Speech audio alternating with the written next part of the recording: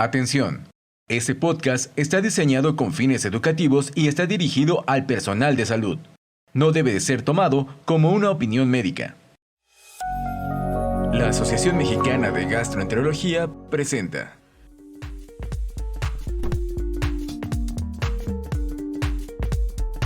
Gastroperlas AMG, conducido por el doctor Luis Valdovinos. En esta ocasión toco un podcast par. Los podcast pares, como saben, están relacionados con perlas de gastroenterología o tips para nosotros los gastroenterólogos, y en esta ocasión tenemos dos invitadas. Tenemos como invitada a la doctora Mari Carmen. La doctora Mari Carmen hizo medicina en la Universidad Panamericana. Además hizo gastroenterología y medicina interna en el Hospital Médica Sur. Hizo su alta especialidad en endoscopía gastrointestinal en el Instituto Nacional de Cancerología y actualmente es adscrita al servicio de endoscopía en el Instituto Nacional de Cancerología, y su práctica privada la lleva a cabo en el Hospital Médica Sur. Además tenemos a la doctora Susana de Guadalajara.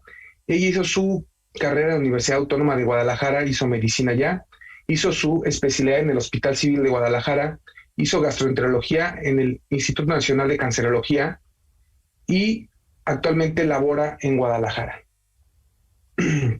Pues comenzaremos con este podcast. Este podcast está dirigido a el tamizaje de cáncer de colon. Como todos sabemos, acaban de salir unas nuevas guías por el Colegio Americano de Gastroenterología y vamos a hacer algunas preguntas muy interesantes sobre estas guías, debido a que el cáncer de colon es un cáncer que nos compete a todos, debido a que es una enfermedad muy frecuente.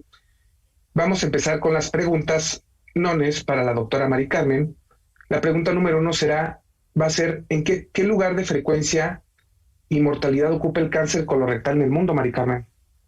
Claro, bueno, primero que nada, muchísimas gracias por la invitación. Es un gusto para mí hablar de este tema que me apasiona tanto. Y bueno, pues es muy importante mencionar que en los últimos años hemos visto que el cáncer de colon cada vez ocupa un lugar más alto en la incidencia de cáncer global. Actualmente en hombres y en mujeres ocupa el tercer lugar, únicamente precedido por cáncer de mama y cáncer de pulmón. Y pues bueno, esto definitivamente ha despertado muchísimo interés y preocupación en todos los expertos que nos dedicamos a este tema, ¿no? Perfecto, pues es un tema que nos compete tanto a los gastros como a los médicos generales, internistas y todos los médicos que vemos pacientes adultos. ¿Qué lugar de frecuencia y mortalidad ocupa el cáncer colorectal en México? Susana, ya nos habló Mari Carmen del mundo, que es muy frecuente. En México, ¿qué tan frecuente es y qué mortalidad ocupa? Bueno, en base al Globocan 2020, en México el cáncer colorectal ocupa el tercer lugar actualmente. Está precedido por mama y próstata, pero eso ya le da el tercer lugar. Y en cuestión de mortalidad estamos en el segundo lugar, precedido nada más por el cáncer de mama. Exactamente. Pues es algo muy importante porque ocupa el segundo lugar en mortalidad, como nos dice Susana, y es una enfermedad que podemos prevenir o encontrar temprano con diversas maniobras, para lo cual hicimos este podcast. Es muy importante cuando uno lee los artículos de cáncer de colon, siempre nos hablan de pacientes con riesgo intermedio, ¿no? O sea, clasifican a los pacientes como pacientes con riesgo intermedio. ¿A qué se refieren, Mari Carmen? ¿O qué es un paciente con riesgo intermedio de presentar cáncer colorectal? Sí, claro, es bien importante definir estos grupos de riesgo. Los pacientes de riesgo promedio son todos los hombres y mujeres, y eso me gusta mucho hacer énfasis. O sea, aquí cualquier género es incluido. Actualmente podemos considerar que a partir de los 45 años o más.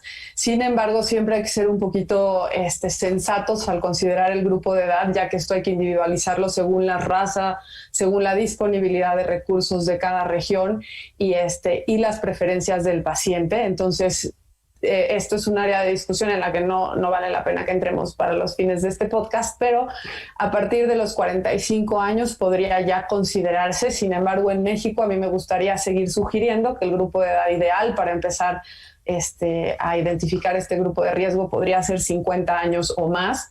Personas que no tengan antecedente personal de enfermedad inflamatoria intestinal, pólipos adenomatosos o cerrados, ni historia personal de cáncer de colon, obviamente, y tampoco historias familiares, sobre todo en familiares de primer grado con con cáncer de colon o adenomas avanzados, ¿no? Entonces, prácticamente todos los hombres y mujeres a partir de 45 o 50 años, pues bueno, entrarían en este grupo de riesgo promedio, ¿no? Digo, si lo podemos decir de otra forma, prácticamente todos tenemos un riesgo promedio, simplemente hay cierto grupo que tiene un riesgo diferente, ¿no? Digo, mencionaste algunos ya tú. Susana, ¿nos podrías aclarar de manera puntual cuáles son estos grupos que tienen un riesgo diferente de cáncer? Sí, yo los quiero dividir en dos grupos. Sería el riesgo intermedio, que es aquellos que tienen historia familiar de cáncer colorectal o adenomas avanzados en un familiar de primer grado. Y también aquel paciente que tiene historia personal de enfermedad inflamatoria intestinal o historia personal de ya de haber padecido algún adenoma avanzado. También existe lo que se conoce, se le llama como el paciente de riesgo elevado o riesgo alto. Esto ya es una gama de pacientes muy pequeñas, pero que también vale la pena conocerlo, que son aquellos que tienen síndromes polipósicos familiares o síndrome de Lynch. De los polipósicos más frecuentes, pues es la polipomatosis adenomatosa familiar, y que este grupo nada más representa el 5% del cáncer colorectal, pero sabemos que eso todavía es un riesgo mayor, ¿no? Entonces, prácticamente podríamos decir que solo hay dos cosas que te modifican el riesgo, ¿no? O sea, que tengas antecedentes familiares en tu familia, que tengas una enfermedad genética o tener esta enfermedad famosísima que es enfermedad inflamatoria intestinal, ¿no? Que estos pacientes tienen a lo mejor un riesgo más elevado. Pues es muy importante entender este punto que nos aclaró Mari Carmen en la pregunta previa, ¿no? Todo mundo tenemos riesgo intermedio de tener cáncer de colon. Y bueno, ¿a qué edad se recomienda actualmente hacer estudios de cribado para cáncer colorectal, Mari Carmen? Digo, creo que tocaste un poquito en la pregunta previa estas edades que a todos nos quedan a lo mejor bastante claras, pero a lo mejor podrías hablarnos un poquito más de por qué actualmente la bajaron a 45 años. Claro, bueno, la literatura y la evidencia en los últimos años demostró que algunos grupos, hasta el 50%, así en los grupos que más reportan, el 50% de las personas con cáncer de colon por primera vez son menores de 50 años. Esto obviamente despertó muchísima preocupación y el interés en recorrer la edad para empezar a tamizar a la población de riesgo promedio. Sin embargo, bueno, pues esto hay que tomarlo con algunas reservas, como les decía. O sea, sabemos que hay ciertas poblaciones que tienen este riesgo todavía mayor. Entonces, podemos decir que entre 45 y 50 años me parece una respuesta válida para empezar a tamizar a las personas. Honestamente, en nuestro país creo que 50 años o más sigue siendo una estrategia completamente válida y real y que podemos seguir utilizando en nuestra práctica diaria. Entonces, pues bueno, la verdad es que yo sí me sigo quedando con 50 años o más, y en ciertas personas, obviamente asintomáticas, poder considerar recorrer esta edad, ¿no? Por ponerles un ejemplo, o sea, a lo mejor un afroamericano o alguna persona que tiene síntomas sutiles, anemia, alguna otra cosa, bueno, pues a lo mejor en un paciente así sí podría recomendar recorrer la edad de corte, pero yo con 50 años la verdad es que creo que es algo que podemos seguir manejando en nuestra práctica diaria y creo que es adecuado. Sí, perfecto. No tenemos muchos afroamericanos aquí en México, pero bueno, si tiene un paciente afroamericano, sin duda sí hay que recorrerlo a 45, como dice Mari Carmen. Y por ejemplo, Mari Carmen, aquel paciente que llega preocupado a tu consultorio comentándote que tuvo un familiar de primer grado con cáncer de colon a los 45 años, ¿a qué edad recomendarías tú en este paciente comenzar el cribado? En el momento en el que, o sea, lo tengo enfrente. O sea, si el paciente tiene interés, tiene preocupación y definitivamente es un familiar de primer grado a los 45 años, o sea, la verdad es que en ese momento podría hacer la prueba de tamizaje. Sí, justo ahí en las guías nos recalcan o nos dicen que deberíamos comenzar 10 años antes del caso índice en la familia, ¿no? Lo que también es importante y que a veces no tomamos en cuenta es cuando hay un adenoma avanzado, también se debe recorrer un poco el cribado de nuestros pacientes. Y bueno, a otra pregunta ahora sigue para la doctora Susana. ¿Qué médicos o qué personal de salud debería ser el que indica a los pacientes los estudios de cribado en el caso de cáncer colorectal, Susana?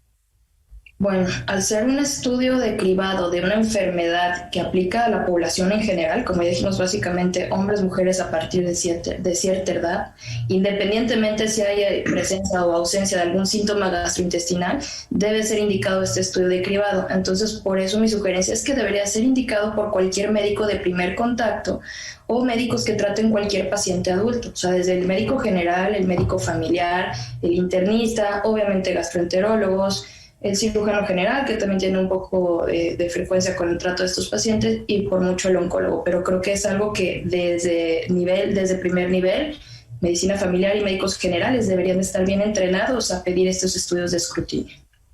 Justo mi pregunta va a tocar un problema que yo he visto, no he leído ningún estudio, esto es meramente experiencia personal. Es muy raro que yo reciba o que me envíen un paciente para tamizaje colorectal, si no es que el paciente viene enviado de un oncólogo o un internista. Parece que en México hay muy poca cultura sobre el cribado del tamizaje de cáncer colorectal, no como, por ejemplo, cuando uno pregunta al paciente de mamografía y Papá Nicolau, los pacientes mujeres siempre tienen en idea que se han hecho su mamografía y Papá Nicolau. Pero mucha gente, cuando uno le habla del cribado de cáncer colorectal, parece que las personas ni siquiera lo entienden, y me parece que en México hace falta mucha cultura para esto. Y bueno, tenemos claro que a las edades que nos habló Mari Carmen, a qué edad comenzar el cribado. Pero Mari Carmen, ¿existe alguna recomendación sensata para terminar a una edad previa o a una edad justa el cribado de esta enfermedad? Sí, de hecho, también es un punto bien importante que mencionar. La recomendación es que detengamos el tamizaje a los 75 años, y es controversial entre los 76 y 85. Podemos también hacer obviamente ciertas excepciones. En este último grupo que les menciono, si son pacientes que tienen una muy buena expectativa de vida, que tienen pocas comorbilidades, podemos considerar prolongar este tamizaje hasta los 85 años. Pero como regla general y mensaje para tener en mente, 75 años es una edad que debemos de recordar para detener estas pruebas de tamizaje. Justo esta discusión yo la he tenido en algunas ocasiones con geriatras que solicitan estudios a pacientes de edad avanzada, y ellos hablan precisamente de la funcionalidad. Entonces parece que ellos serían defensores de que no la detengamos, al igual que defienden el no detener el cribado de cáncer de mama en adultos mayores. Pero sí es un punto bastante controversial, como lo dice Mari Carmen. Y perdón que te interrumpa, Luis, pero sí, ahí, o sea, si no hemos tamizado a un paciente a sus 75 años, algo hemos hecho mal con ese paciente muchos años antes. O sea, ese paciente ya debería de estar en vigilancia y no como un tamizaje de primera vez. Entonces, quiere decir que es una crítica a nosotros, o sea, quiere decir que no lo identificamos antes y que por primera vez lo vamos a mandar a un estudio de tamizaje a los 75 años. Creo que es una llamada de atención a los médicos que nos dedicamos a esto, ¿no? Así es como lo veo yo. Justo un paciente de 75 años tendría que tener ya, si son estudios endoscópicos, al menos 3, yo digo, pero bueno. Sí, imagínense cuántas pruebas inmunoquímicas fecales tendría que tener ese paciente. O sea, quiere decir que lo detectamos ya muy, muy tarde. Muy tarde, sí, lo mandamos a creer muy tarde. O sea, ya no hubo cribado en él. Y bueno, ya Mari Carmen nos habló un poquito de la prueba inmunofecal. La siguiente pregunta es para la doctora Susana. ¿Cuáles son los 2 métodos más recomendados actualmente en México y en el mundo para realizar el cribado del cáncer colorectal, Susana? Bueno, eso es una pregunta ya que desde hace mucho está muy clara, y las guías realmente en eso no han cambiado, que es la colonoscopía y la prueba inmunológica fecal, por sus siglas en inglés la conocemos como FIT.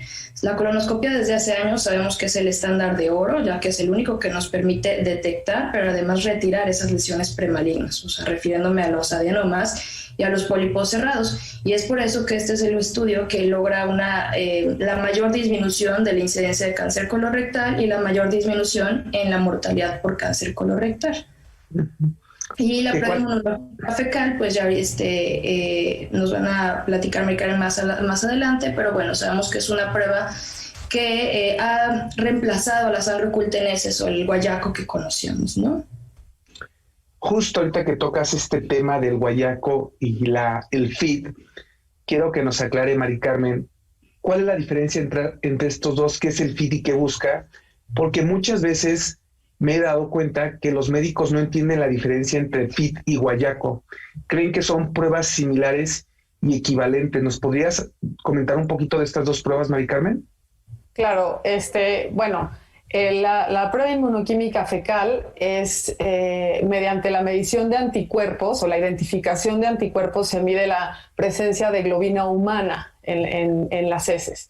Y aquí, a pesar de que este es mucho más recomendable porque es mucho más sensible para globina humana y no nos da más bien no nos da falsos positivos como el guayaco lo hace, también tenemos diferentes formas de medirla. O sea, tenemos prueba inmunoquímica fecal cualitativa y cuantitativa, y esto también es bien importante porque no tenemos en nuestro país una forma estandarizada de poder reportar una prueba inmunoquímica fecal. Entonces, siempre hay que saber en el medio en el que nos encontramos qué tipo de prueba inmunoquímica, qué tipo de sangre oculta en heces estamos identificando. De preferencia, siempre optar porque sea prueba inmunoquímica fecal y ante cuál prueba inmunoquímica fecal estamos trabajando y cómo nos la están reportando. Hay que fijarnos en las unidades, en los puntos de corte cuando es cuantitativa, y bueno, cuando es cualitativa únicamente nos van a decir ¿hay sangre? No hay sangre, ¿no? Lo que sí es bien importante saber es que nunca es normal tener un FIT positivo, ¿no? O sea, siempre es anormal y obliga una prueba diagnóstica a este resultado, ¿no? Justo, ¿no? O sea, evita los falsos positivos que tenemos muchas veces con el guayaco, que inclusive pueden ser por haber comido carne, ¿no? Por eso esta prueba la que debemos de pedir. Y bueno, Mari Carmen, tú ya hablaste de las dos pruebas, la cualitativa y la cuantitativa. Si tuvieras las dos, ¿cuál elegirías? Definitivamente la cuantitativa, porque necesitamos establecer puntos de corte en nuestra población y necesitamos identificar tanto lesiones premalignas como cáncer, y este espectro de poderlo medir de forma cuantitativa es lo que nos va a permitir ver cómo se comporta, ¿no? O sea, la teoría y lo lógico de pensar es que entre más sangre encontraremos una lesión más avanzada en el colon. Y esto es lógico. En el INCAN, ¿cuál de las dos pruebas tienen? Tenemos la cuantitativa. Perfecto. Y ya como comercial o extra, ¿cualquier médico puede mandar a un paciente y hacerse un FIT? Sí, contamos con un programa de tamizaje que está abierto a la población general, siempre y cuando cumpla con las características de población de riesgo promedio. O sea, si es gente con síntomas, con sangrado macroscópico o con algún antecedente de alto riesgo que ya lo identifique en otro grupo, pues ese paciente va directo a colonoscopia, no nos lo manden por la prueba FIT. Pero cualquier otro paciente, obviamente la invitación está abierta y el programa está abierto a la población general.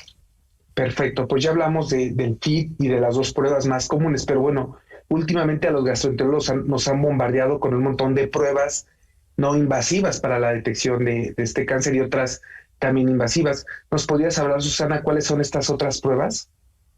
Sí, bueno, las otras pruebas sería la prueba de DNA fecal, que incluye 4 parámetros, de hecho incluye el FIT y la mutación de otros 3 parámetros, el KRAS, la metilación del BMP2 y la metilación del NDRG4. Esta tiene la ventaja que también pues no es una prueba invasiva, es más costosa que el FIT y disminuye su especificidad con edades avanzadas. Otra prueba es la rectosigmoidoscopía. Desde hace mucho se ha utilizado esa. Obviamente su sensibilidad es muy alta, pero nada más para cáncer colorectal distal. Sabemos que no vamos a tener la gran desventaja de no revisar ni no detectar ninguna lesión premaligna o hasta un cáncer en el colon proximal. Inicialmente se dice pues es menos invasiva que una colonoscopía, lo puedes hacer sin sedación, pero la realidad es que requieres prácticamente la misma infraestructura que para una colonoscopía, por lo cual países primermundistas como Estados Unidos realmente la rectosigmoidoscopía de escrutinio se ha abandonado y se hace ya la colonoscopía, ¿no? Otra opción es la Colotac o colotomografía. Esta es una opción buena, tiene una sensibilidad del 90 al 100% para cáncer colorectal, y para pólipos depende del tamaño. Mínimo arriba de 6 milímetros ya anda con una sensibilidad alrededor del 70 hasta 98%. Su desventaja es que es menos precisa para detectar las lesiones planas, o sea, aquellas lesiones sesiles cerradas que principalmente vamos a encontrar en colon derecho, y ahí es donde la Colotac nos puede fallar de forma importante. ¿Qué ventajas tiene? Pues que es una técnica menos invasiva que una colonoscopía, que no requiere sedación, pero sí sabemos que requiere su preparación colónica. Y la otra sería la cápsula colónica. Esta sería probablemente la más nueva, ya vamos en la segunda generación, con una sensibilidad de especificidad aceptable, tanto para cáncer colorectal como para pólipos, poco invasiva, y sabemos que requiere preparación colónica, pero yo creo que esta es la que menos utilizamos de forma general y la que últimamente se le está dando un poquito más de estudio por ser la novedad, de cierta forma. Uno que de plano ya no se utiliza y creo que vale la pena mencionarlo es la septina 9. Esta era una prueba en sangre que se buscaba anteriormente, pero se vio que su sensibilidad era muy baja, era menos del 50%, y es por esto que las guías actuales ya la ponen como que no se debe de considerar una adecuada prueba de escrutinio. También importante mencionarles que cualquiera de estos estudios que mencioné, cualquiera que sea positivo, pues se debe de complementar siempre con una colonoscopía. Pues justo creo que nos acabas de dejar muy claro, Susana, cuáles son los bemoles de cada una de estas otras pruebas. Por eso están otras pruebas, no son las ideales, y por eso utilizamos con mayor frecuencia el FIT y la colonoscopía. Y bueno, ahora, Mari Carmen, ¿cuáles son los intervalos recomendados para el cribado? Porque sabemos que es muy importante iniciar el cribado. Pero una vez que iniciamos el cribado, Mari Carmen, ¿cuáles son los intervalos recomendados para continuar este cribado?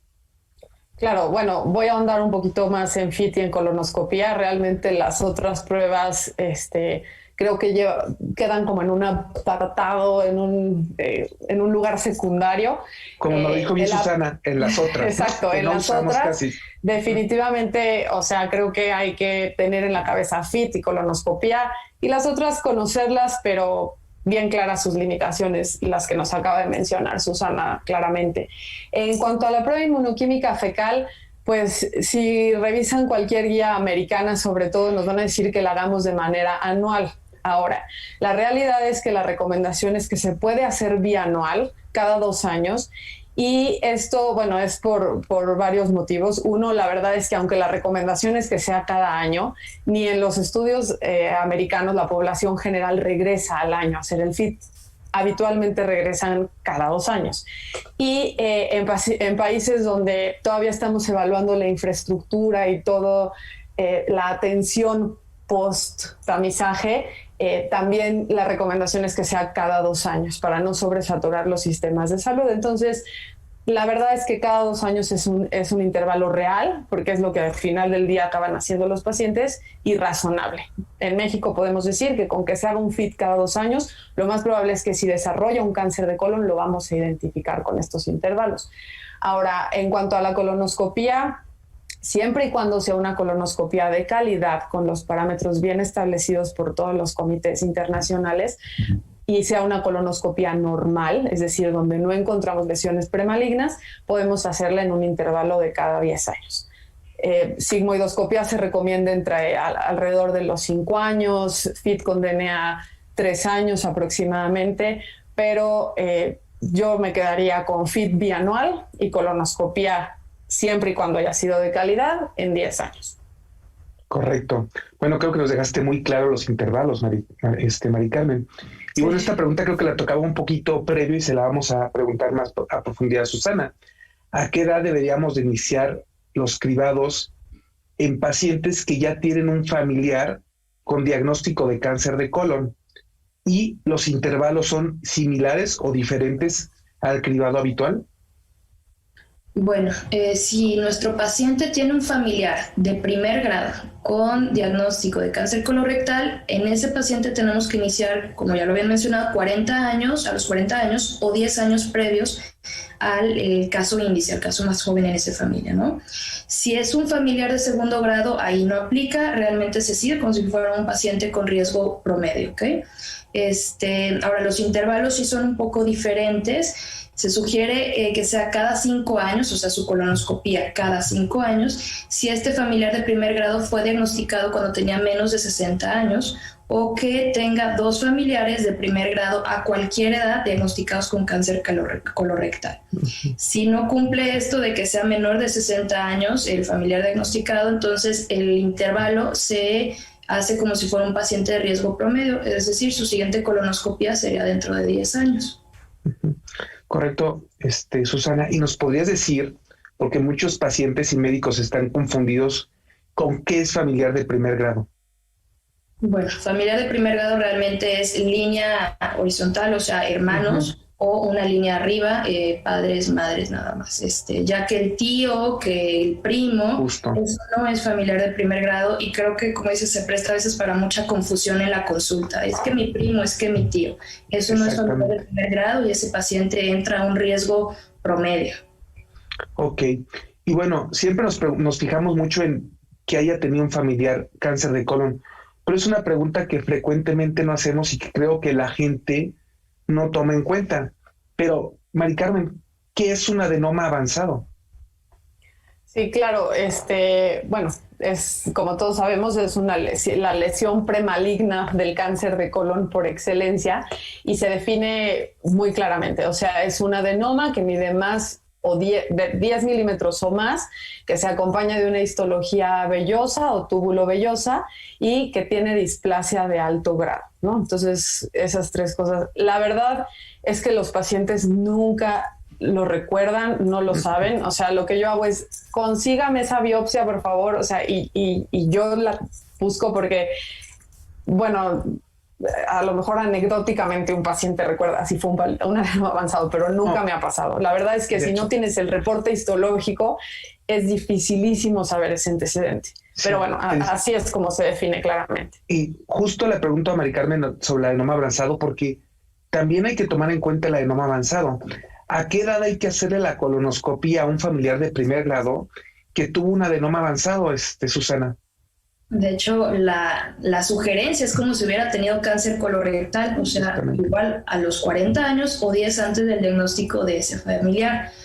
El problema, como dicen, estoy de acuerdo, Mari Carmen, en mi vida me ha pasado que podamos tener ese conocimiento. Esa información.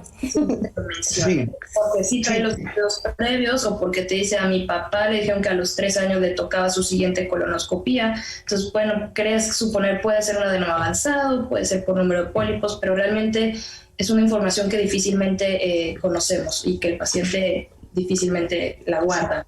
Y justo les hago hincapié en esto porque me parece que es algo que se deja mucho de lado. O sea, nos interesa mucho preguntar a los pacientes antecedentes de cáncer, pero creo que pocas veces se preguntan los adenomas y si algún familiar tuvo un adenoma avanzado. Y creo que es algo que debemos empezar a hacer. De hecho, ahorita más adelante les platicaré de una aplicación muy interesante que nos ayuda para evitar todo esto en los pacientes. Y bueno, ahora la siguiente pregunta es para Mari Carmen. Claramente nos habló que hay algunos marcadores de calidad en la colonoscopía. Entonces, ¿cuáles son estos marcadores de calidad en una endoscopía de cribado, Mari Carmen? Bueno, principalmente es que sea una colonoscopía con una adecuada limpieza colónica. O sea, definitivamente se ha visto que la limpieza intestinal es de los factores más asociados con una adecuada detección de adenomas. Entonces, pues la recomendación es que, la escala más utilizada es la escala de Boston para poder evaluar esta calidad de limpieza. Por lo menos tener un puntaje arriba de 2 en cada segmento. O sea, si tenemos un puntaje menor a 2, quiere decir que ya no estaba bien. Una limpieza adecuada o un puntaje global de 6 o menos, pues es un paciente que probablemente lesiones menores a 5 milímetros puedan pasar desapercibidas y no podemos hacer una recomendación de que en 10 años se tenga que hacer este intervalo de vigilancia. Entonces, ese para mí es definitivamente el más importante. Obviamente hacer una colonoscopia completa, canular el ciego, de preferencia el ilion terminal, pero bueno, la limpieza por excelencia y obviamente el tiempo de retiro del colonoscopio me parecen fundamentales. No tenemos que presumir hacer una colonoscopia rápida, o sea, por lo menos esos 6 minutos que recomiendan las guías, pero 6 minutos se me sigue haciendo poco tiempo. O sea, yo creo que para revisar bien un colon nos tenemos que tardar lo que nos tengamos que tardar. O sea, lo suficiente para limpiar y para decir, revisé un segmento y no dejé pasó desapercibida una lesión que en 3 años o en 5 años pueda darnos problema, ¿no? Sí, justamente luego yo sí anoto en mis reportes el tiempo de salida y es difícil que uno tenga un tiempo menor de 12 si uno va revisando y lavando y aspirando todos los charquitos que se encuentra para poder revisar bien el colon. Y bueno, ya nos habló Mari Carmen de estos 2 datos, ¿no? El índice de detección de adenomas y el porcentaje de intubación fecal. ¿Nos podrías decir, Susana, qué significan estos índices y qué valores debería tener un gastroenterólogo que hace colonoscopías? Sí, el índice de detección de adenomas probablemente es al que más importancia se le ha dado y así como lo dices el nombre, es el porcentaje de colonoscopías en las que yo encuentro al menos un adenoma.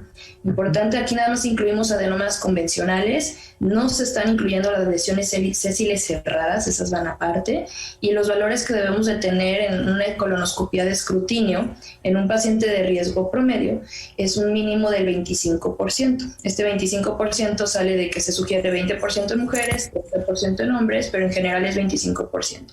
Y creo que algo que también a veces no queda muy claro, eso es nada más en pacientes que tienen FIT negativo, o sea que la colonoscopia es de entrada de escrutinio. Ya si va porque el FIT salió positivo y ahora va a una colonoscopia, este porcentaje se sugiere todavía mayor, ¿sí? Y el porcentaje de intubación fecal, pues es el porcentaje de colonoscopías en la que logramos que la punta del endoscopio llegue al ciego. O sea que evalúas desde la mucosa, desde la válvula ileocecal hasta el orificio apendicular. Y aquí lo mínimo debe de ser del 95%. Igual no hay que confundirnos, en las colonoscopías generales que no son de escrutinio es 90%, pero en colonoscopías de escrutinio es 95%. Correcto. Y bueno, esto no entra en la parte de tamizaje, pero en las nuevas guías ya nos habla de la quimioprofilaxis con aspirina. Entonces, ¿nos puedes platicar, Mari Carmen, en qué pacientes se recomienda esta quimioprofilaxis con aspirina para evitar estas lesiones en el colon? Sí, claro, ese dato surgió porque pacientes que tenían elevado riesgo cardiovascular y eran usuarios crónicos de aspirina, pues bueno, se evaluó qué tanto desarrollaban cáncer de colon o no. Algo muy importante es que definitivamente la aspirina sí se considera un factor protector para cáncer de colon siempre y cuando se haya utilizado entre 10 y 19 años más o menos. Entonces, esto es bien importante tenerlo en mente. O sea, sí se asocia con protección para cáncer de colon, pero por periodos de tiempo importantes. Y pues bueno, con estos datos empezó a ver si alguien se beneficiaba de darle profilaxis primaria con aspirina, ¿no? En cuanto a prevención de cáncer de colon. Y la realidad es que, bueno, si son pacientes que, o sea, así como de receta de cocina, si son pacientes que tienen un riesgo cardiovascular elevado, o sea, bueno, más del 10% en los próximos 10 años, que no tienen riesgo incrementado de sangrado, que están dispuestos a tomar aspirina por este periodo de tiempo importante, ¿no? Prolongado, se puede sugerir como profilaxis primaria, pero realmente hay que considerar todas estas cuestiones, ¿no? O sea, no es nada más, me empecé a tomar la aspirina. La dosis, pues generalmente con 80 miligramos es con lo que se ha visto porque es lo que toman estos pacientes, pero no es que se haya ya estandarizado una dosis de profilaxis primaria en población que no cumpla con estas características, ¿no? Bueno, y es importante... No sé si quedó claro o sí. lo rebusqué mucho. No, bastante claro, Mari Carmen, pero sí es importante a lo mejor decir que no es como en el sangrado varicial primario, ¿no? Que o haces medicamento o haces endoscopía, ¿no? Aquí, aunque el paciente esté tomando aspirina, debería llevar un tamizaje regular, como se hace para todo paciente. Y bueno, algo importante, antes la aspirina se daba para profilaxis primaria, pero recientemente se ha dejado de usar como profilaxis primaria, más bien se usa como profilaxis secundaria para enfermedad cardiovascular. Entonces igual y vamos a ver más adenomas en un futuro, ¿no? Tal vez, digo, no sé. Y bueno, ustedes que estuvieron en el INCAN, que a lo mejor conocen más que nosotros, sobre todo esta pregunta para Susana, ¿conoces algún programa de detección bien establecido para el tamizaje de cáncer de colon en México? Porque yo creo que hay muy pocos. Somos un país muy grande y no creo que haya suficientes programas de detección. ¿Ustedes conocen alguno, aparte de este del INCAN, que es bastante conocido por todos los gastroenterólogos? Además del INCAN, que inició justo cuando estaba ahí de residente, me tocó escuchar otros 2 programas, pero que suspendieron de forma muy prematura. Fueron programas pilotos de menos de 200 pacientes y que actualmente ya no se continúan. Tengo entendido que el único que sigue vigente es el del INCAN. Igual los otros 2 fueron en hospitales públicos de la Ciudad de México. Uno se iniciaba con colonoscopía, el otro también con FIT, pero insisto, fueron menos de 200 pacientes y se terminaron de forma prematura, como que algo no funcionó, no sé más, pero el que sí está bien establecido, pues ese es el INCAN, ¿no? Que si no me equivoco, Mari Carmen, empezó a finales del 2017 de forma inicial como de programa piloto, y ya en el 2018 se abrió al público en general. Por ahí tuvieron una pausa por lo del COVID, pero actualmente es un programa vigente y yo creo que en todo México es el único que se lleva actualmente. Okay. Sí, o sea, de hecho, actualmente reactivado es el único que yo conozco, el del instituto. Aquí, bueno, se han hecho muchos intentos porque lo que necesitamos conocer es no solo tener disponible la prueba FIT, sino tener disponible toda la infraestructura para la prueba diagnóstica y en caso de pacientes positivos ofrecer tratamiento. Y eso es muy complejo de evaluar. O sea, recientemente tenemos por publicarse un trabajo que habla más bien de infraestructura de colonoscopías diagnósticas en personas que tengan FIT positivo. Y esto a nosotros nos interesa muchísimo porque no solo es repartir la prueba FIT, sino es que la regresen, que la interpretemos, que el paciente venga a la colonoscopía. Entonces, por eso no es fácil implementar un programa de esta magnitud. En otros tipos de cáncer en mama, en próstata, por ejemplo, se han dejado pacientes con pruebas de tamizaje positiva que nunca llegan a la prueba diagnóstica y que se pierden. Entonces, realmente ha sido muy complejo poder implementar un programa que pueda continuar y necesitamos seguir haciendo estos pilotos.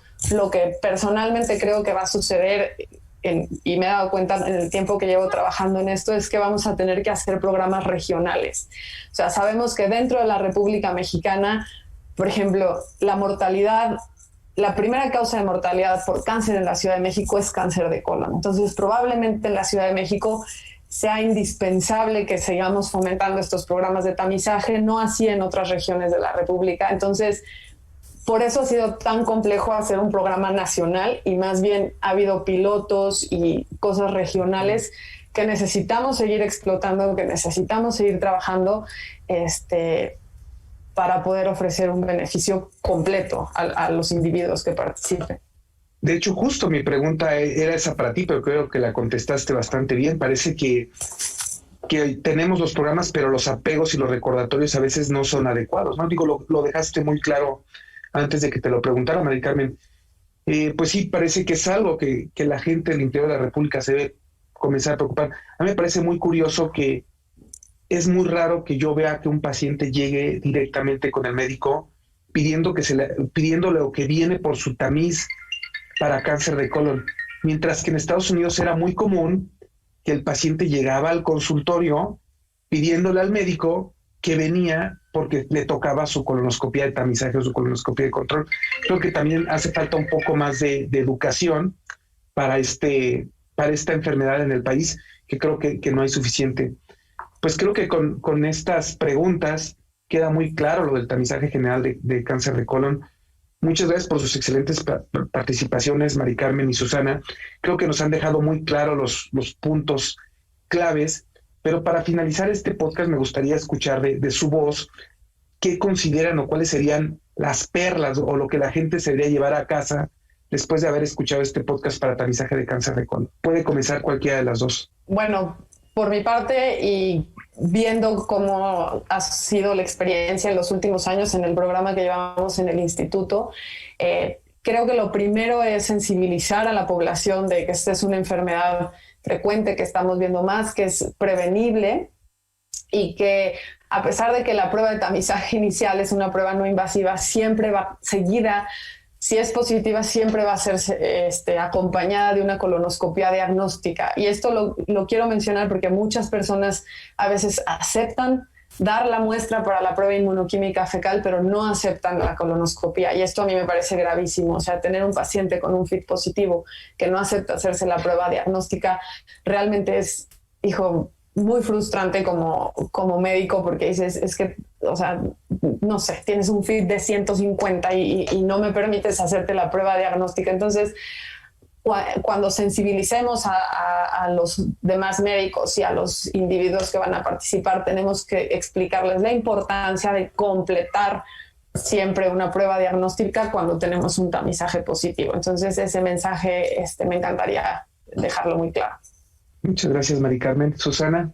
Pues yo creo que recalcar un poco de lo que mencionas, es un cáncer prevenible, no cualquier cáncer es prevenible, aquí tenemos la opción de hacerlo prevenible mediante las pruebas con la prueba de escrutinio, y recalcar que es para toda la población, no es nada más para cierta población de riesgo. Sensibilizar a aquellos médicos de primer contacto. Aquí no se acostumbra que el médico general o el médico familiar les comente sobre eso al paciente, y menos el paciente tiene conocimiento de esto. Entonces tal vez también falte algo y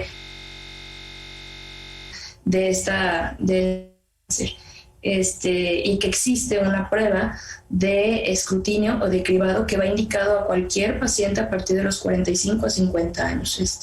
Recalcar eso, y eso es importante que no solo el gastroenterólogo, que sino todos los otros médicos de primer contacto lo conozcan, lo sepan y se les eduque en eso. Perfecto. Pues muchas gracias a las dos. Para finalizar, yo les quiero contar que hace no poco hablé con unos argentinos y lanzaron una aplicación que se llama Captiva. No sé si la han visto, termina con Y. Esta aplicación está muy interesante porque uno puede meter los datos del paciente, puede meter correo y teléfono del paciente, uno puede poner cuántos pólipos se encontró en la colonoscopía, y esta aplicación se encarga en avisarle al paciente cuándo se tiene que hacer su siguiente colonoscopía. Y no solamente eso, le llega justo al paciente un nuevo recordatorio tiempo antes de que le toque su siguiente colonoscopía, y esto para fomentar el apego y hacer de una forma más establecida los programas de tamizaje. Creo que nosotros, que somos la generación millennial y que echamos mucha mano de la tecnología, es una aplicación bastante interesante para ir, por si nuestro auditorio le quiere echar un ojo. Repito, el nombre es Captiva, termina con Y. Y muchísimas gracias a las dos. Muy buenas tardes a todos. Nos vemos en el siguiente episodio. Esto fue Gastroperlas AMG. Los esperamos en la próxima emisión. La Asociación Mexicana de Gastroenterología presentó. Atención. Este podcast está diseñado con fines educativos y está dirigido al personal de salud. No debe de ser tomado como una opinión médica.